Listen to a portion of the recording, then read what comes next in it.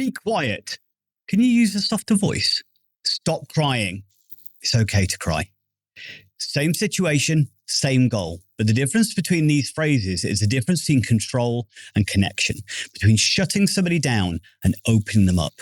In this episode, we're exploring why words matter in classrooms, care homes, and conversations at home, and how what we say can either build trust or break it down.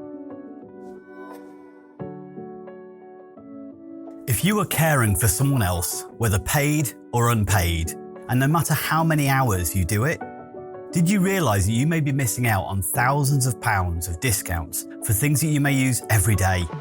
The Able to Care podcast is proud to be sponsored by the UK's #1 carers card.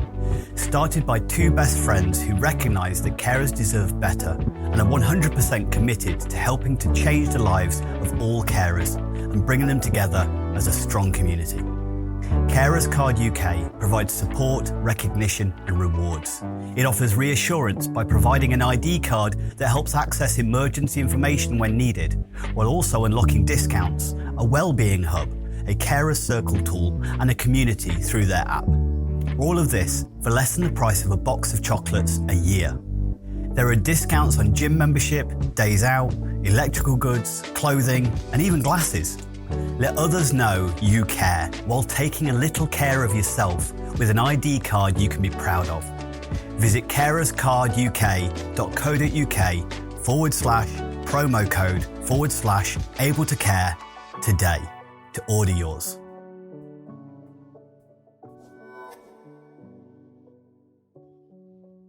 Hello and welcome to the Able to Care podcast. I'm your host, Andy Baker, and today we're talking about why words matter, how the words we choose can either connect or correct, and how small shifts in language transform behaviour, relationships, and emotional safety. So the core idea is that the language you use reflects our mindset. The words we say actually then go back in. It's framing the way we perceive something, and it frames how others see themselves as well as how they think that we see them. So let's say we're looking to manage two kids who are distracting each other in a classroom. And I say the phrase, "Do I need to separate you two?" This implies threat and control. If, however, I went over and went, "Hey guys, I'm wondering if you guys could just do with a bit of a break."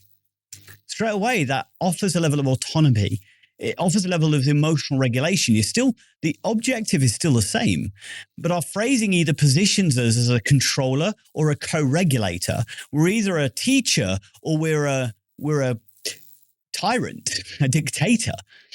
So in behavioral science, language primes emotional responses. So not only does it affect how other people perceive our intentions, but it also helps us to frame how we see them.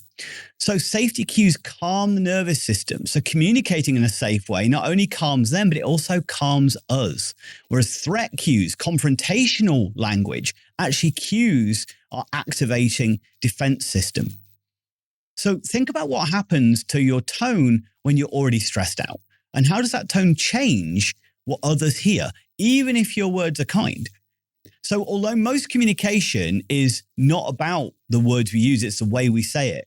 It's amazing how the words we choose can actually affect our own internal feelings about our own kind of approach to a situation. So we think about emotional co-regulation, emotional safety. There's a principle we often refer to as like the instinct is the old adage of, big boys don't cry and stop crying.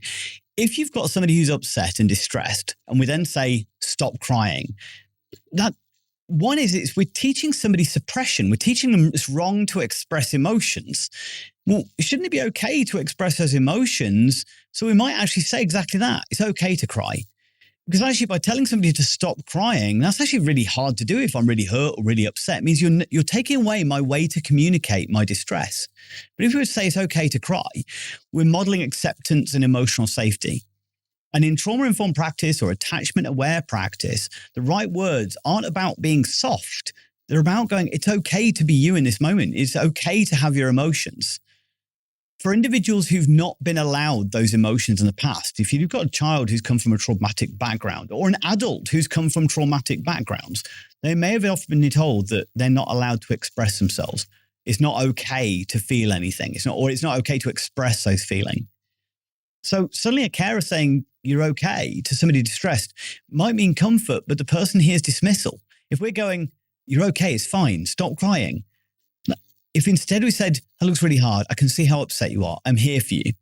Suddenly then we're validating and connection happens instead.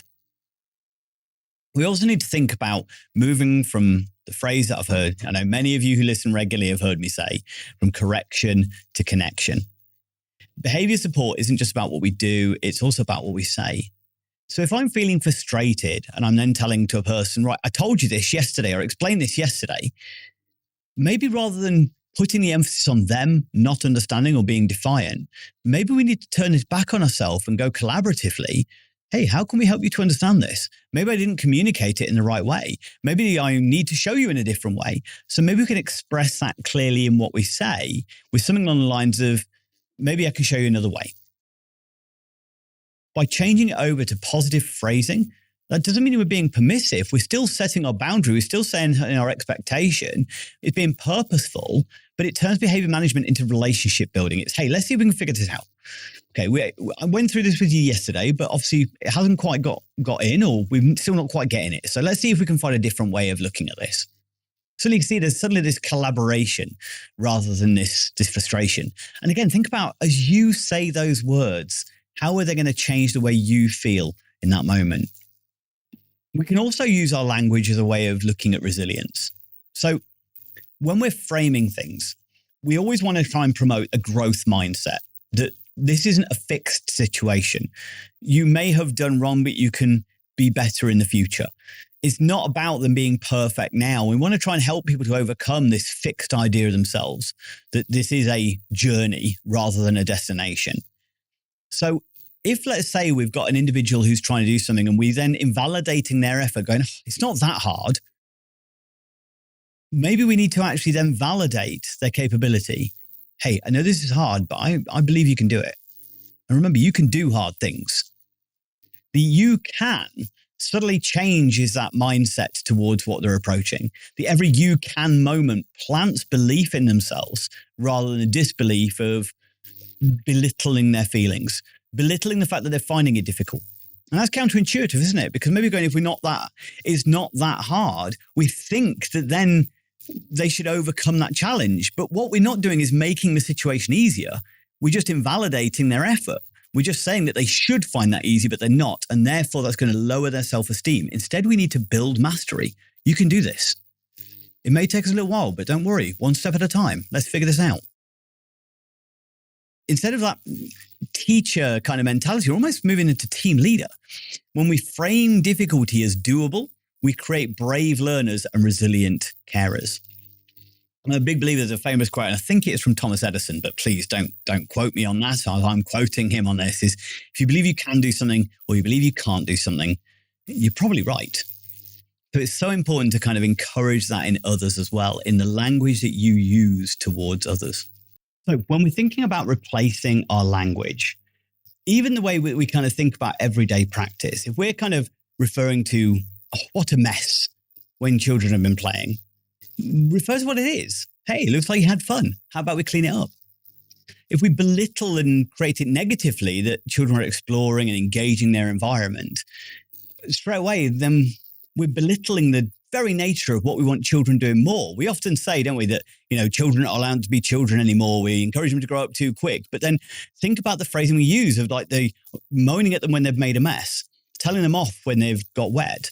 And another one that sometimes couples will do will belittle each other by making comments going, oh, I can't believe your dad let you get wet like that, which means that you're undermining your partner in a relationship, whether you're together or not, it's irrelevant. You're undermining your partner in that particular moment.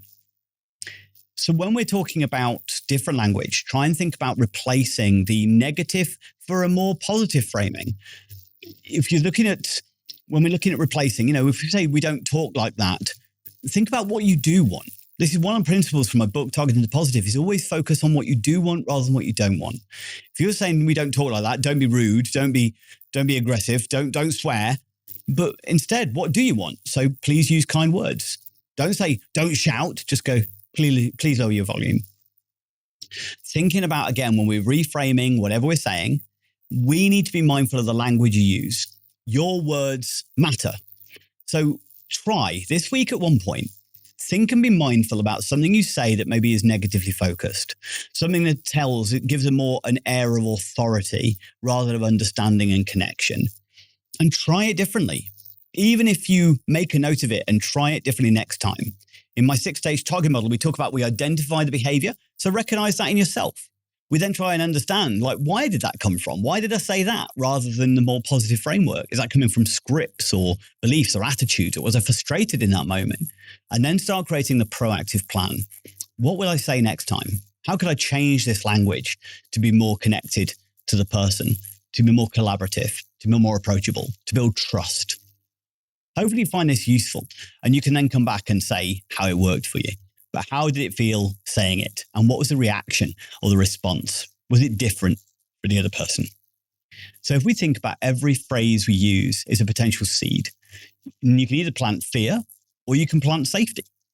Our words teach people how safe they are with us and how capable they are within themselves.